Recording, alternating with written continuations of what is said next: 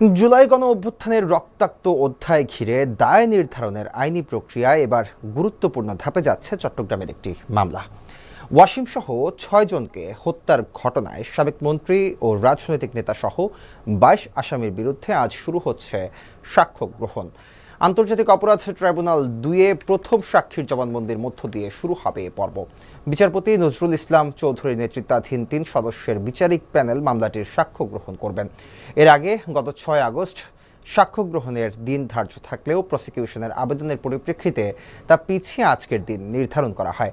এ মামলায় বর্তমানে ৫ জন আসামি গ্রেফতার রয়েছেন। তারা হলেন চট্টগ্রাম ৬ আসনের সাবেক এমপি ফজলে করিম চৌধুরী, যুবলীগ নেতা আজিজুর রহমান, তৌহিদুল ইসলাম, মোহাম্মদ ফিরোজ ও দেবাশিস পাল দেবু। অন্যদিকে সাবেক পররাষ্ট্রমন্ত্রী ডক্টর হাসান মাহমুদ, সাবেক শিক্ষামন্ত্রী মহিবুল হাসান চৌধুরী নওফেল, সাবেক মেয়র আজম নাসির উদ্দিন সহ ১৭ জন পলাতক রয়েছেন।